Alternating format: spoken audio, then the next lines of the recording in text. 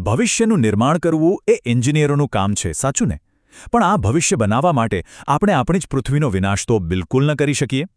નમસ્કાર, આજના આ ખાસ સેશનમાં સ્વાગત છે.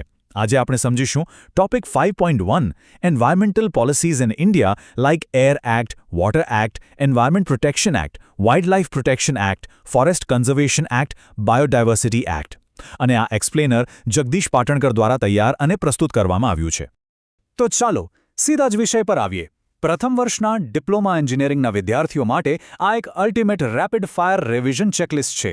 આજના એજન્ડામાં છે વન્યજીવ સંરક્ષણ, જળ અધિનિયમ, વન સંરક્ષણ, વાયુ અધિનિયમ, પર્યાવરણ સંરક્ષણ અને છેલ્લે જૈવિક વિવિધતા અધિનિયમ.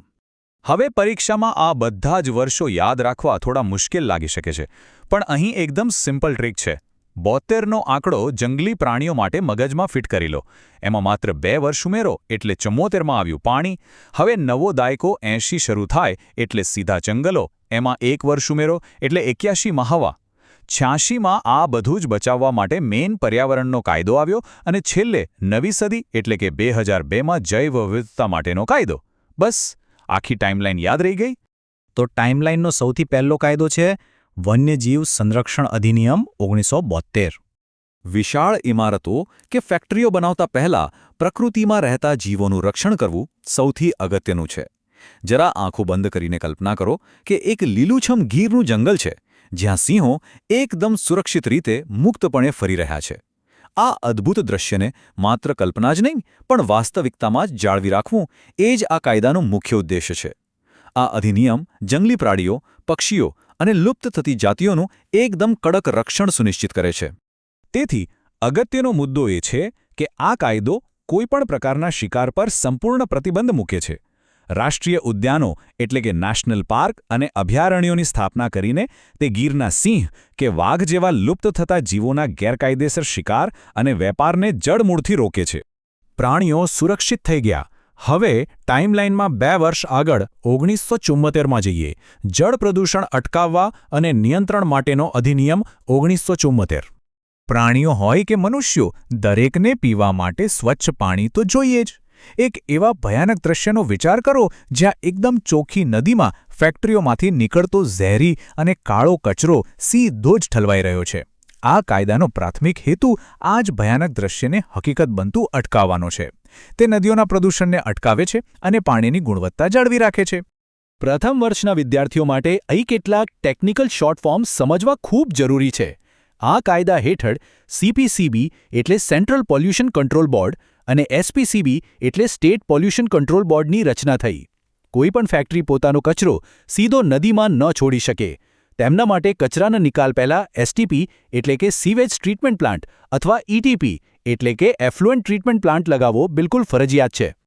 પાણી બચાવ્યા પછી હવે નવા દાયકામાં પ્રવેશ કરીએ એટલે કે 1980 વન સંરક્ષણ અધિનિયમ 1980. પૃથ્વીને શ્વાસ લેવા માટે ફેફસાની જરૂર છે અને જંગલો એ જ પૃથ્વીના ફેફસા છે. આ કાયદો જંગલોને આડેધડ કપાતા અટકાવવા માટે છે. જો કોઈએ ફેક્ટરી કે રસ્તો બનાવવા માટે જંગલની જમીનનો ઉપયોગ કરવો હોય તો કેન્દ્ર સરકારની સ્પષ્ટ મંજૂરી વિના તે બિલકુલ શક્ય નથી. આ નિયમન ખૂબ જ કડક છે. અને હા, એક બહુ જ મહત્વનો નિયમ છે.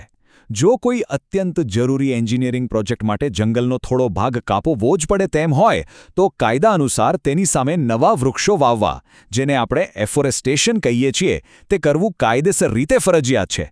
વૃક્ષોનું બેલેન્સ જળવાવું જ જોઈએ.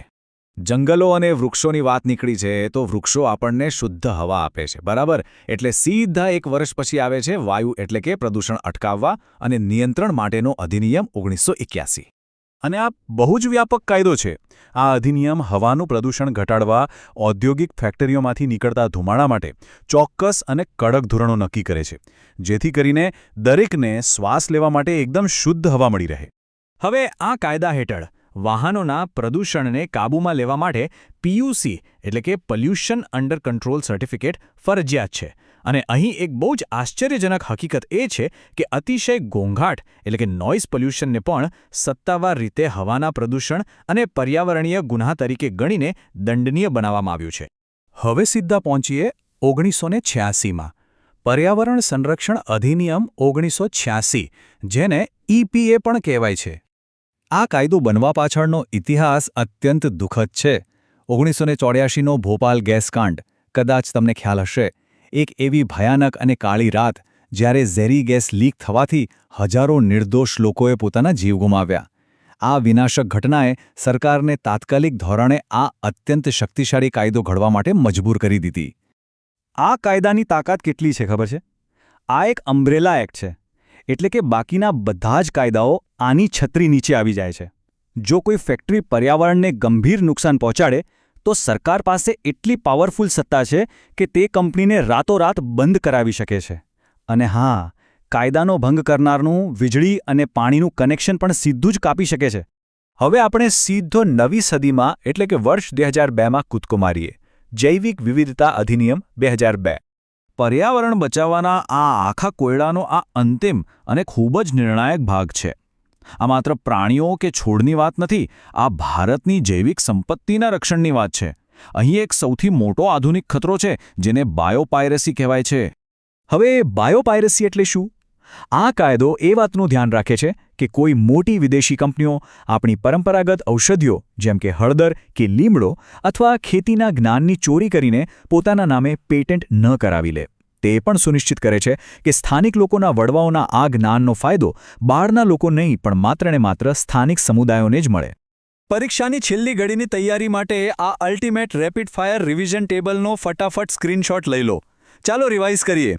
72માં વન્યજીવ, 74માં પાણી, 80માં જંગલ, 81માં હવા, 86માં સંપૂર્ણ પર્યાવરણ રક્ષણ અને 2002માં બાયોપાયરેસી રોકવા માટે જૈવ વિવિધતા. બસ આટલું યાદ રાખ્યું એટલે પૂરા માર્ક્સ પાક્કા. ભવિષ્યના એન્જિનિયરો તરીકે એક વાત હંમેશા યાદ રાખવા જેવી છે. ઇન્ડસ્ટ્રીમાં કામ કરતી વખતે આ તમામ કાયદાઓનું ચુસ્તપણે પાલન કરવું એ માત્ર કોઈ નિયમ નથી, પણ એક નૈતિક અને પ્રોફેશનલ જવાબદારી છે. તો જ વાસ્તવિક અર્થમાં સસ્ટેનેબલ ડેવલપમેન્ટ એટલે કે ટકાઉ વિકાસ શક્ય બનશે. અંતે એક ગંભીર વિચારવા જેવો પ્રશ્ન. ટેકનોલોજીની આ આંધળી દોડમાં શું આપણે ખરેખર ભવિષ્યનું નિર્માણ કરી રહ્યા છીએ કે પછી માત્ર આપણા પોતાના જ પાયાનો નાશ કરી રહ્યા છીએ? પ્રગતિ અને પૃથ્વીના અસ્તિત્વ વચ્ચે બેલેન્સ જાળવવું જ પડશે. આશા છે કે આ માહિતી ખૂબ કામ લાગશે.